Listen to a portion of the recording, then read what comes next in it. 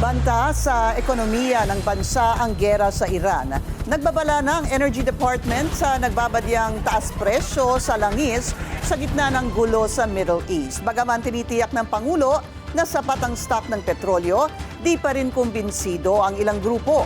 Narito ang agenda report ni Just Ignacio.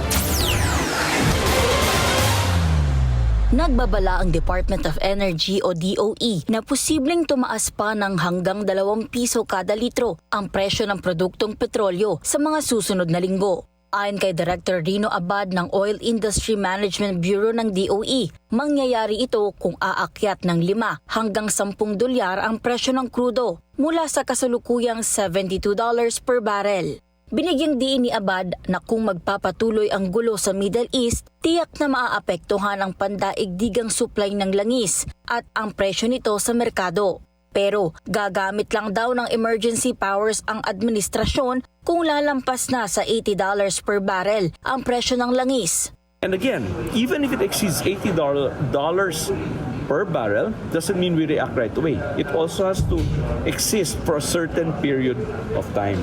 Kasi kung tumaas ang presyo ng 80, isang araw lang, bumaba naman next day ulit ng 77, ba't tayo magre-react? Pinawi naman ng Pangulo mismo ang pangambang baka maubusan ng supply ang Pilipinas. Let me assure everyone that we have sufficient supply of oil.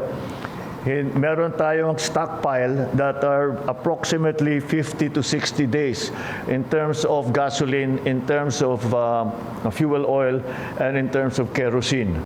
May pinag-aaralan na rin daw ang gobyerno na contingency measures para hindi gaanong mahirapan ang mamamayan.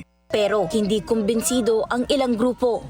Kaya yung pagpapagyera ng US-Israel sa Iran ay hindi makakatulong. Ito ay malaking epekto sa lahat ng bansa, lalong-lalo na sa ating bansa sa Pilipinas. At ang pangunahing magpapasa nito ay ang mamamayang Pilipino. At kailangan din tanggalin yung excise tax, isang dagdag na pahirap sa mamamayan. Sa kanilang kilos protesta sa Quezon City, nanawagan din ang mga relihista sa mga kumpanya ng langis na huwag samantalahin ang tensyon sa Middle East para lamang magkamal ng mas malaking kita.